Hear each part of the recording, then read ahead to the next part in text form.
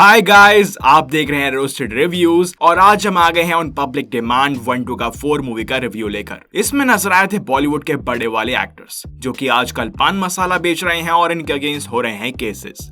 Movie की शुरुआत होती है अरुण और जेठालाल से। जेठालाल ने शाहरुख के घोड़े दौड़ा रखे हैं बाय जबरदस्ती स्टेइंग एट हिज होम। फिर हमें देखने को मिलते हैं ये बच्चे और इनके डैडी, जिसमें से एक है ये पिद्दू फातिमा भी। इन्होंने तो आजकल तहलका मचाया हुआ है। पुलिस तो हमेशा लेट आती है सब कुछ हो जाने के बाद। अच्छा, तेरे को किसने बताइए? पिक्चर में तो हमेशा ऐसे ही होता है। सही कहा, ऐसे ही होता है। तभी तो लोग ऐसी फिल्मों की बचाने आ जाते हैं। ये इंसान रनिंग, बॉक्सिंग और पता नहीं क्या क्या करके आया है, लेकिन अपने जेठू का तो बस सोने खत्म नहीं हो रहा। इसके बाद अरुण मस्त रेडी शेडी होके और जेठू के साथ मस्ती करके जाता है अपने बेडू के पास। ये बच्चे इतने जालिम है कि वो अरुण के कंचों से गांठ तोड़ देते हैं। गांठ फाड़ी तो फाड़ी, पर इस लौंडे का स्वैग देखो जरा। तेरे मम्मी डैडी तुझे पैदा नहीं करता, तू भी नसीब में होता, समझे? अंकल आप पुलिस में हैं?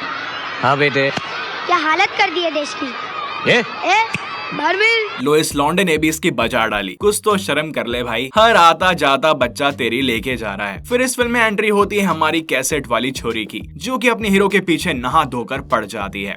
अपने दोनों भाइयों को पकड़ना है केकेवी को, वो भी रंगे हाथों। और यहाँ देखो इन दल्लों की अलग ही मस्ती चल रही है। और अब इन दल्लों के तोड़ेगी हमारी जय वीरों की जोड़ी। जिद मत कर, मैं कह रहा हूँ 2 आदमी थे। जावेद भाई, क्या अभी बुड्ढे हो गए हो ना, तो कंफ्यूज जल्दी हो जाते। वहाँ पर एक ही था, देखिए ना। भैया मेरे, बड़ों की बात मान लेनी चाहिए। अब अपना जाजा मामा वाला भैया निकल गया ना तुम्हारा पिछवाड़ा चमका के। जो जब पता था कि दूसरा बंदा था तो यही पकड़ लेना था, पर नहीं, इसको तो ट्रैफिक के बीच में आउट ऑफ नोवेयर गेड़ी मारते हुए आना था और फिर इसको पकड़ना था। और फिर ये थाने में लाकर इसको केकेवी के अगेंस्ट गवाही देने के लिए राजी कर लेते हैं। अब यहाँ पर अनु नहा रहा है और जेठालाल को इसको नंगा देखकर मजा आ रहा है। कुछ भी तो फिर ये सब था क्या? क्या ये मूली है? मूली के बच्चे भाग जा तू यार। क्या बच्चों के लिए कुछ लेना है? कुछ लेना बच्चों के लिए, भाग जा। ये अरुण तू नंगा रहता है।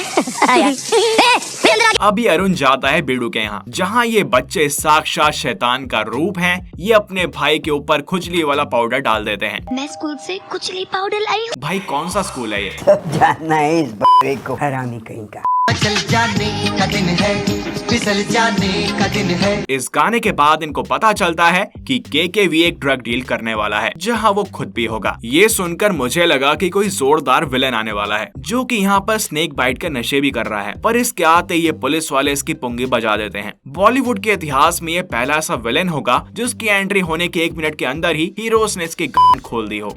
तो जिसका मन कर रहा है अपना हाथ साफ कर रहा है इस पे। भाई तरस आ गया तुझ पर तो मुझे। क्या गुंडा बनेगा रे तू? अब ये दीदी फिर आ गई अपने रिकी मार्टिन के पास, जो यहाँ पर मस्त बकैती कर रही है। और इसके बकैती के चक्कर में हो जाता है पंगा, जिसके बाद वही घिसा पिटा सीन, हीरो का लड़की को बचाना, गुंडों को पेलना। कुछ तो नया दिखाते हैं भाई लोग, लेकिन अपनी दीदी का भी एक अलग ही एंगल है, जिसके बारे में आपको आगे पता चलेगा। केकेवी जो कि इस फिल्म का विलेन है, उसके दिमाग का कोई स्क्रू इस फिल्म में ढीला रह गया है। ये ऐसे ऐसे काम करता है जिन्हें देखने के बाद इंसान बस कहेगा कि चूतिया है क्या बे साले, जो ऐसी फुद्दू हरकतें कर रहा है तू। यहाँ पर इन्हें पता चलता है कि डिपार्टमेंट का कोई बंदा इसकी हेल्प कर रहा है, और ये बंदी है कि इसका पीछा नहीं छोड़ रही है। भाई यही चीज कोई लड़का करे तो उसको ईव टीजिंग, स्टॉकिंग और ना जाने क्या क्या बोलकर पिटवा दिया जाए, पर वहीं ऐसा कुछ कोई लड़की करे लड़के के साथ तो सबको क्यूट लगता है। और यहाँ ये इसको पिटवा भी देती है। और फिर गाने में भी यही बकचोदी चलती है, जिसके लिए ये लोग मुंबई से मलेशिया तक भी पहुंच जाते हैं। ये भी ठीक है। फिर हमारे हीरो को एक मस्त आइडिया आता है और वो अपनी शर्ट इस बंदे को दे देता है। जरा 1 मिनट, ये तो अपने हीरोपंती 2 का डायरेक्टर है ना? छोटी बच्ची हो क्या? हाँ यही है भाई, यही है। ये यहाँ भी क्या बात है, कोई बेकार चीज रहना जाए, सब में अपनी हीरोपंती दिखानी है बस। क्या करूँ यार, सबको आती नहीं, मेरी जाती नहीं। यहाँ पर बेडू कर रहे हैं तहकीकात, और इतने अंधेरे में भी डिपार्टमेंट के अंदर काला चश्मा लगाकर बैठे हैं। कोई सेंसेस बात नहीं। इनको पता चलता है कि माल की जगह चीनी रखी है उन ड्रग्स के पैकेट्स में, और अब हो गई है इमरजेंसी, जिसकी वजह से अपना हीरो अपने बेडू को लेने के लिए उसके घर पहुंचता है। बस यहीं से फटने फटाने का सिलसिला आरंभ हो जाता है, जिसके बाद ये दल्ला पुलिस वाला आकर अपने बेडू को गोलियों से भून देता है। और फिर अरुण एज यूजुअल बेडू के साथ करने लगता है मस्ती। और फिर तभी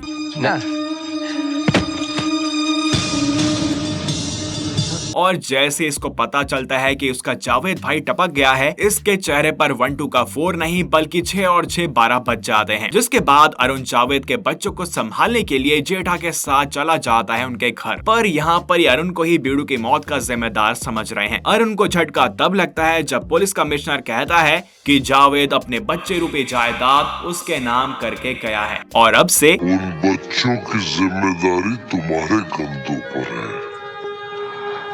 वैसे जेठा तक तो ठीक था, लेकिन ये इंसान इस छैल छबीली को भी बीड़ू के घर पर ले आया है। अब लग रहा है कि इनका रोमांस भी जल्दी शुरू होने वाला है और ये लो हो गया। लेकिन अपनी बहन भी पूरी चंट औरत है। इसने अच्छे खासे इंसान को सब्जी वाला बनाकर रख दिया है और अब ये अपने घर के लिए ही नहीं बल्कि पूरे डिपार्टमेंट के लिए सब्जियां खरीदेगा। फिर ये खोलता है बीड़ू की डायरी और ना जाने इन पेड़ों में से कौन सा इसे आम दिखता है, जिसको लेने के लिए जाता है केकेवी के क्लब में और यहाँ इसको लगता है 440 वोल्ट का झटका। दीदी तो कतई जहर निकली भाई, और इससे भी ज्यादा जहरीला था ये गाना। क्या मतलब है भाई इसका? मैं सोच रहा हूँ कि ऐसे गाने का ना कलेक्शन लेकर आऊं जिनके लिरिक्स ना जाने क्या सोचकर क्या फूक कर लिखे गए थे। एनीवे आते हैं वापस मूवी पर। अपना अरुण तो भाई सख्त लौंडा है, ऐसे थोड़ी ना जाने देगा। क्लब में तो कुछ नहीं कर पाया, लेकिन घर आते ही पूछताछ के नाम पर इस बंदी में खींच कर रख दिया, जिसके बाद बन जाता है इसका पोपट। दीदी तो घर पर ही थी, लेकिन इसमें भी झोल है और अब इस बच्ची ने जो बोला उसे सुनकर अपने हीरो की झाटे फायर हो गयी। देखा तो हमने भी था तुम्हें पापा के साथ जाते हुए, शक तो हमें भी है कि तुमने पापा को मार डाला। और इसके तुरंत बाद अपने अंदर भरा हुआ गुस्सा अरुण निकालता है इस बंदे के ऊपर। पहले तो खुद इसके मुंह में सिगरेट देता है और फिर जलाता भी है और फिर बोलता है, तेरे को पढ़ना नहीं आता क्या? वो देख क्या लिखा है, नो स्मोकिंग, सिगरेट पीना मना है, चल निकाल सिगरेट। ये क्या बात हुई भाई, हेड भी तेरा और टेल भी। विलेंस की भी कोई इज्जत होती है यार, लेकिन इस विलेन की तो यहाँ पर बस गांड ही मारी गई है। भाई इसका मन्ना यही नहीं भरा। अरुण दोबारा जाता है इसके क्लब में छापा मारने, जहाँ इसको मिलती है मॉडर्न गीता और अपने लौंडे की हरकतें देखकर ये क्लब वाली गीता कहती है, Now go. करवाली ना फिर से बेइज्जती। यहाँ बच्चों को मस्त डांटने के बाद इस लौंडे को अपनी गलती का एहसास होता है, जिसके बाद इसको बना देते हैं जोकर। लेकिन अपने भाई को झटका तब लग जाता है जब जावेद भाई का घर ही गवर्नमेंट हथिया लेती है। पर अरुण तो फिल्म में हीरो है ना, तो ऐसे थोड़ी ना जाने देगा। बस ले जाता है बच्चों को अपने घर, जो कि अब बन चुका है मुर्गियों का अड्डा। फिर ये 2 पैसे की सफाई करके हो जाते हैं सेटल इन। पर ऐसे कैसे रहेंगे भाई बच्चे? बस इसी के लिए ये करता है इस नल्ले विलन के क्लब में डकैती, जहाँ पर वो मॉडर्न गीता के साथ वही करता है जो उसने इसके साथ यहाँ पर किया था। लेकिन अपना भाई है उसूलों का पक्का। ये सिर्फ उतने ही पैसे रखता है जितने में इसका घर आ जाए, और सारे बचे हुए पैसे वो इस अनाथ आश्रम को दे देता है। लेकिन इस बड़े दिल वाले की गांड इसी के बिरादरी के लोग फाड़ देते हैं, और सबसे ज्यादा इसकी तब फटती है जब इसको पता चलती है गीता की असलियत। बहन अपने हीरो का एक ही तो पिछवाड़ा है, कितनी बार लाल करेगी तू? तो बहन है अपनी स्पेशल एजेंट जो कि जावेद के लिए काम करती थी। ये चोरी किसने की? ऑफिसर अरुण वर्मा ने। इतना सच भी नहीं बोलना था दीदी, अब हो गया ना कांड। यहाँ ये हो जाता है सस्पेंड। लेकिन ये बंदा हार मानने वालों में से नहीं है, और बीड़ू को किसने मारा इस बात का हिंट से मिल जाता है बीड़ू की कब्र पर। जिसके बाद ये इसके टाइम पास वाले घर पर आकर इसको लटकाता है और उसके मुंह से सब कुछ सच हगवा देता है। जिसके बाद भैया करता है दीदी को कॉल और बताता है कि उसे कुछ पता चल गया है, और फिर ये दोनों मस्त इन्वेस्टिगेशन में जुट जाते हैं। लेकिन ये बंदा इन दोनों की गांड के नीचे से निकल कर भाग लेता है। क्या नल्ले पुलिस वाले हैं दोनों। और जो इनके गांड के नीचे से निकल कर भागा था वो ये बंदा था। जिस थाली में खाता है उसी में साला सुसु करता है दल्ला। गजब टूबीबाज आदमी। ये और ये बहनचोद सारे मिलके हमको पागल बना रहे मादर के बच्चे। जिसके बाद दीदी को इस इंसान की सच्चाई पता चल जाती है और अपना नल्ला विलेन इस पर गोलियां चला देता है ताकि ये सारी बातें दूसरों के सामने ना हक सके। इतना धल्ला विलेन है, इससे कुछ ना होता। साला नाम का विलेन है, मूवी में पता नहीं काय को ले लिया है। लेकिन रुको, तुम सबकी गांड मारेगा हमारा हीरो ही, और वो भी अपनी पूरी टोली के साथ। और फिर चलती है एक ऐसी सच्चाई पता जिसके पीछे अपना हीरो आदि फिल्म से पड़ा था। जावेद भाई को मैंने मारा था।